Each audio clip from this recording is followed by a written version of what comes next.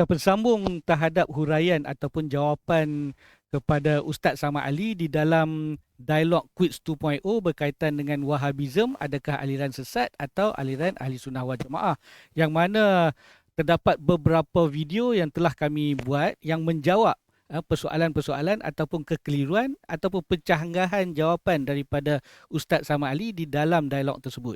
Jadi anda boleh lihat link-link dan jawapan-jawapan di dalam description box dan juga playlist yang saya sediakan.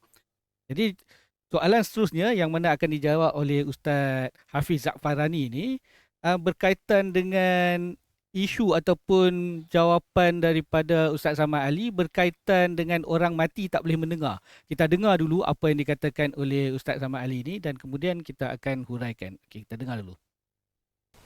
Seterusnya, orang mati tak berkuasa untuk menyelesaikan hajat manusia.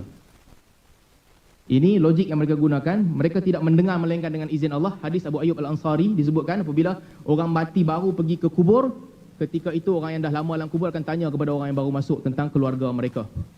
Bahkan hadis Nabi SAW, ada orang dihalau daripada haud, Nabi kata as-sihabi, as-sihabi.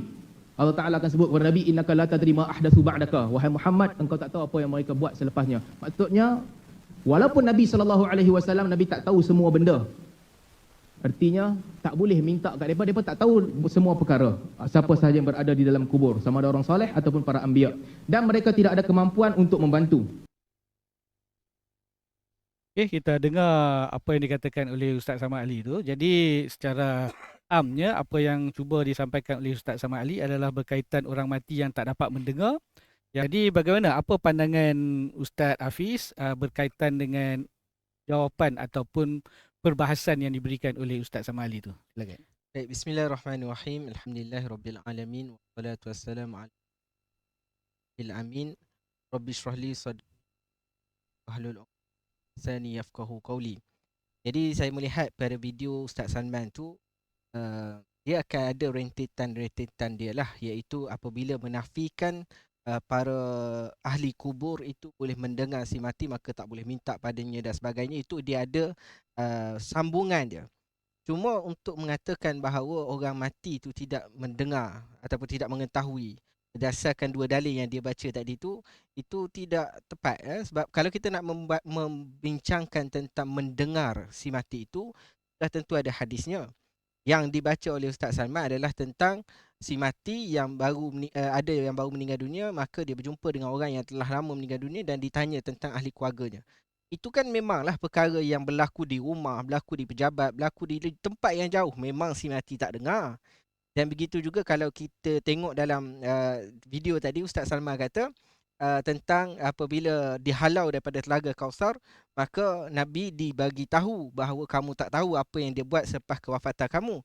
Jadi memanglah Nabi tak tahu benda yang di luar. Takkan Nabi tahu semua benda. Cuma yang kita kata di sini, perbahasan di antara ulama Ahli Sunnah wal Jamaah dan Wahabi di Malaysia. Kalau di India dia ada Hayati wa Mamati kan. Geng-geng Hayati ni geng-geng yang kita lah yang mengatakan bahawa si mati mendengar. Tapi memati ni yang mengatakan bahawa si mati ni tak mendengar, tak boleh buat apa, dah terpisah dan sebagainya. Itu di India. Di Malaysia kita perbahasan begitu.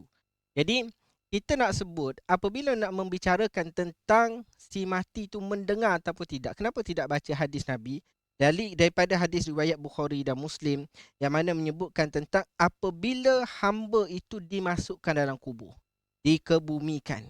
Kemudian ahli-ahli ataupun orang-orang yang datang itu berpaling untuk kembali, untuk balik. Kemudian Nabi SAW sebut, innahu la yasma'u qur'ani alihim. Iaitulah ahli kubur itu mendengar derapan, pijakan, sandal ataupun selipar lah kita sebut zaman sekarang ni.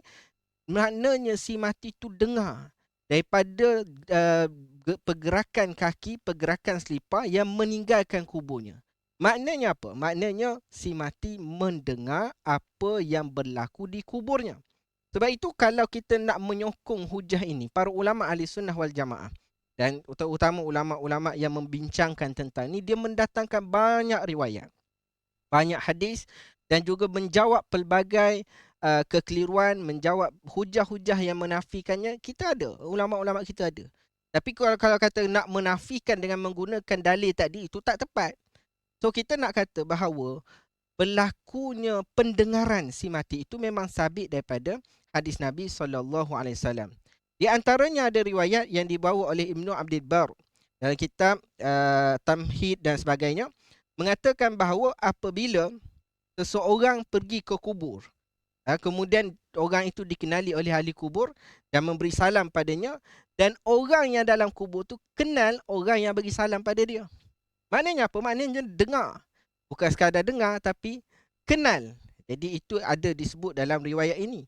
Demikian juga disebutkan dalam riwayat lain Ibnu Abi Dunya dalam kitab Al-Kubur menyebutkan bahawa telah sampai kepadaku tentang orang mati mengetahui siapa yang ziarahnya pada hari Jumaat ataupun hari sebelumnya ataupun hari selepasnya. Ad-Dhahhak mengatakan perkara yang seumpamanya. Maknanya apa tuan-tuan? Mudahnya kita kata ada riwayat-riwayat yang menceritakan bahawa si mati mengetahui, mendengar.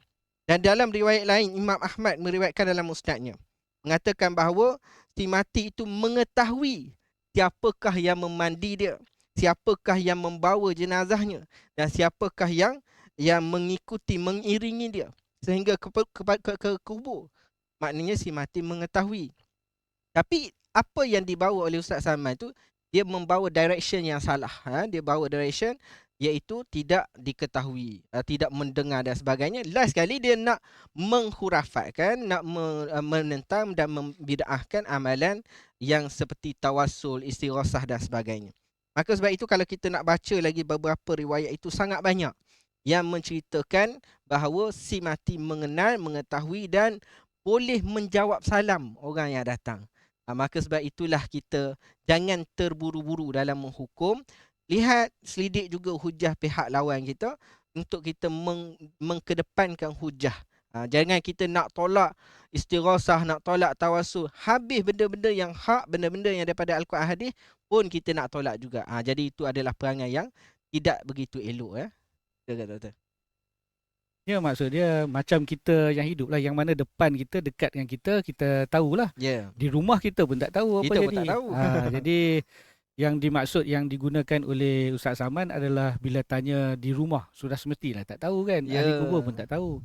Tapi bila berada di dekat kubur tu, ahli kubur boleh dengar dan seperti yang Ustaz kata tadi, boleh kenal pula. Ya, Kan? ya. Jadi kita kena faham part tu.